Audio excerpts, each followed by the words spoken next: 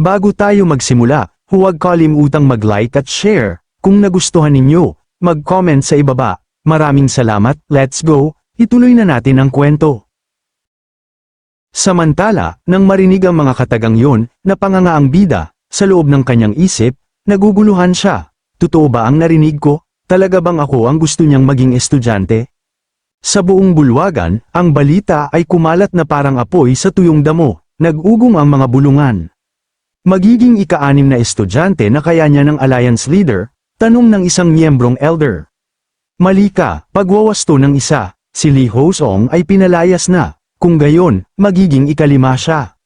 Sa isang sulok, may isang matandang miyembro na ang mga mata ay kumislap ng pag-asa, ang lahat ng naging estudyante ng pinuno, ay naging mga haligi ng Merem Alliance, kung sakali, kaya kaya ng Tang Clan, sa tulong nito, ay muling mabawi ang dating kadakilaan. Nakatayo pa rin ang bida na parang nakaangkla sa sahig, ang isipan ay gulong-gulo, napansin ito ng Alliance Leader at napangiti. Nakakagawa ka pa pala ng ganyang ekspresyon, ang sabi nito, may bahagyang pagtatampo, sa wakas, mukha kang tunay na binata sa edad mo. Nakita ito ng Chief Escort, at ang kanyang puso'y napuno ng pagdaramdam, alam niya, kung tatanggapin ng batang pinuno ang alok, ang lahat ng kapangyarihang kanyang itinayo sa loob ng maraming taon ay mawawalang parang bula. Samantala, tumingin pababa ang binata, may halong lungkot ang kanyang boses nang magsalita, ako po ay taos-pusong nagpapasalamat, dakilang pinuno, ngunit hindi ko po matatanggap ang inyong kamanghamanghang alok. Akala ng Alliance Leader ay papayag ito, siya nga ba't hindi, siya ang pinuno ng alyansa, tama ang desisyon mo, saad niya nang may kumpiyansa, magpahinga muna. Bukas ng umaga, sabay tayong aalis. Ngunit pagkatapos, bumagsak sa kanya ang kahulugan ng mga salita. Tumigil siya. Ano? Tinatanggihan mo ba talaga ang alok ko?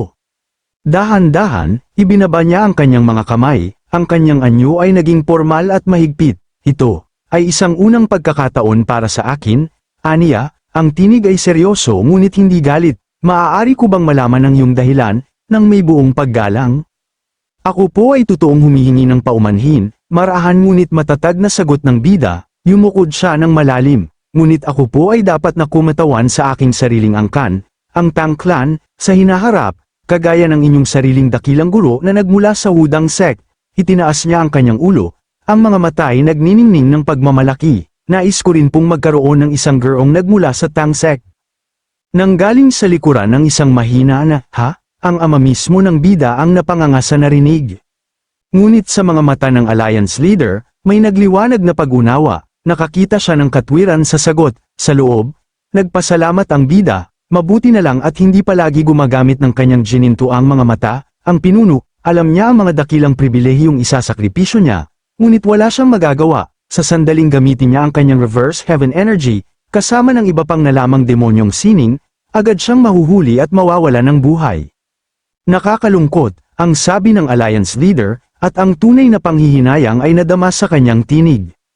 Naiintindihan ko pong malaki ang aking iniwan, dugtong ng bida, sinisikap na ipakita ang kanyang pasasalamat, ngunit kahit sa maikling pagkakataon, natutuhan ko na pumula sa inyo, ang nakaraang pagtuturo pa lamang ay napakalaking tulong na, tumingala siya, tila nakikita muli ang eksena, ang inyong espada, ay kamangha-mangha, ipinakita nito ang mga simulain ng Wudang, sa isang iglap lamang, nakapagpakita ito ng maraming patong ng aral ng Taiji.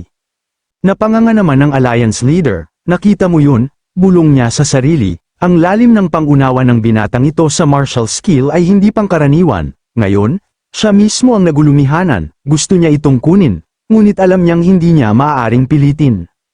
Pinuno ng Tang Clan, ang sabi ng Alliance Leader, lumingon sa ama, napalaki mo ng isang pambihirang talento. Yumukod ang pinuno ng angkan, pinupuri mo po ako. Tiyak may dahilan para sa ganoong papuri, maraming salamat. Bamaling muli ang Alliance Leader sa binata, hindi kita mapipilit, biglang, isang espada ang lumitaw sa kanyang kamay mula sa wala, isang kumikinang na sandata na ang talam ay parang yelo at ang palibot ay may mahiwagang aura, ngunit hindi kita maaaring pauwiin ng walang anumang bigay.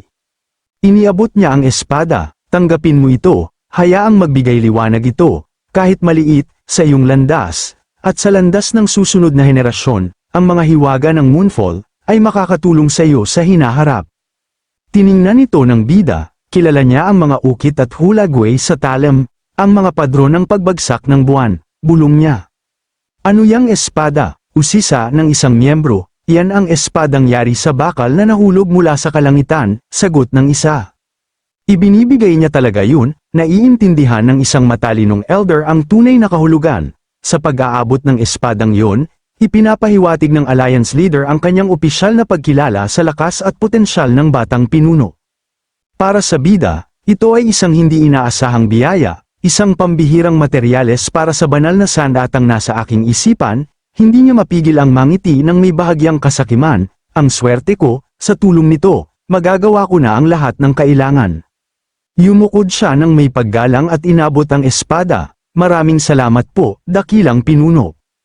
Mabuti, anang Alliance Leader, ngunit may inabot pa siyang isang bagay, isang maliit, maselang token, isang personal na regalo mula sa akin, kung dumating ang panahong kailangan mo ng tulong, ipakita mo lamang ito. Sinuman sa gitnang kapatagan ay tutulong sa iyo, at ituturing ito na parang ako mismo ang humihingi.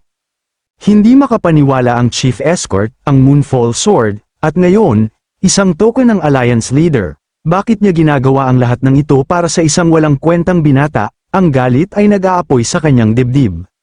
Sa malayong lugar, sa isang tahimik na Carinderia, isang lalaki ang tahimik na kumakain. Siya ay ang dating pinuno ng patrol squad, puno ng puot ang kanyang puso, at lahat ng sisi ay itinuturo niya sa bida. Siya ang may kasalanan ng lahat ng ito, aniya sa sarili, ang mga kamao ay nakakuyom, naalala niya ang mukha ng binata, at lalong umapoy ang kanyang galit, isang sumpa sa kanya. Ngunit sa katabing mesa, may mga nag-uusap, balita ko, nagkagulo ang buong Sichuan dahil sa Tang Clan. Totoo yan, kung hindi nagkamali ang hatol ng Alliance Leader, baka muling tumayo ang angkan sa dating kinang nito. Narinig mo ba ang nangyari sa squad na nahatulan? Lahat ng miyembro ay mahigpit na pinarusahan, ang pinuno ay pinatapon sa sangay ng Xinjiang. Xinjiang, ang liblib na lugar na yun sa kabundukan, wala nang pag-asang makabalik sa mataas na pwesto ang dating pinuno roon, isang lugar na walang pupuntahan. Narinig ng dating pinuno ang bawat salita, ang kanyang mukha ay namumula sa hiya at galit, wala akong kasalanan, tama ang ginawa ko. Siya ang gumamit ng demonyong sining, isinumpa niya sa sarili, babayaran mo lahat ito, babayaran mo ang kahihiyang ito. Sa loob ng Tang Clan compound, makikita ang maraming gwardya na nagbabantay, dalawa pa ang nakatayo sa pintuan ng isang gusali, doon, nakaupo ang bida, mukhang nababagot. Sobra silang mag-alala, aniya, naaalala ang mahigpit na utos ng kanyang ama na hindi siya pinapayagang lumabas, dinagdagan pa ang mga gwardya, baka raw magpadala ng asasin ang pamilya ni Lee. Sobra naman si Itay, naisip niya, ayaw niyang maging sunod Sunyer na anak, ngunit wala siyang magawa. Ngunit ang kanyang mata ay napadaan sa espadang bigay ng Alliance Leader, kumikinang ito sa liwanag ng buwan, hindi ako pwedeng mag-aksaya ng panahon dito, desidido niyang bulong. Bigla siyang tumayo, hinawakan ang espada, at hinugot ito upang muling siyasatin, pagkatapos, mabilis siyang tumakbo patungo sa pinto, ang sandata ay mahigpit sa kanyang kamay. Tumingin siya sa labas, may isang gwardya, narinig nito ang ingat at lumingon, ngunit wala siyang nakita, sa likod ng haligi, nakalabas na pala ang bida. Minasdan niya ang dalawang gwardyang naglalakad, nagtago, at pagkatapos ay mabilis na lumundag sa pader, gumagalaw ng may nakakagulat na bilis. Hindi nila ako napansin, aniya, mataas ang antas ko ngayon. Ngunit naisip niya, dapat niyang subukan ang kakayahan ng mga gwardya sa ibang pagkakataon, kung may kagaya ng kanyang lakas, madaling makakapasok sa compound. Ngunit ang kanyang isipan ay nasa ibang bagay, kailangan kong makapunta sa pangunahing pagawaan, doon ko lilikha ang aking pangunahing sandata. Bigla siyang huminto, nasa harap na siya ng lugar kung saan nakatira ang mga miyembro ng Tang Clan, tiningnan niya ang mga bahay, ang ilan ay madilim at tila abandoned. Naalala niya ang masasayang panahon, ang ingay at tawanan, ngayon, tahimik. Umalis na ang marami, aniya, may bahid ng panghihinayang, kailangan ko pa ng kaunting oras, ibabalik ko ang sigla at liwanag sa lugar na ito. Lumakad siya palayo, determinado, gagawin niya ang lahat para maibalik ang mga ngiting nawala. Ilang sandali lang, narating na niya ang isang malaking gusali, ito ang sentro ng lahat, ang pagawaan ng panday ng Tang Clan. Inabot niya ang pintuan. Noong nakaraan, kailangan pa niyang humingi ng pahintulot para makapasok dito. Inakala niyang walang tao sa loob dahil gabi na. Ngunit bago pa man niya maabot ang hawakan, ang malaking pinto ay biglang bumukas. Isang malaking anino ang humarap sa kanya. Nagulat ang bida sa biglaang paglabas. Bakit ka narito sa ganitong oras ng gabi? Ang makapal at mabigat na tinig ay nagpaigting sa hangin. Mabilis na yumukod ang bida. Binabati ko po ang dakilang Iron Hall Master.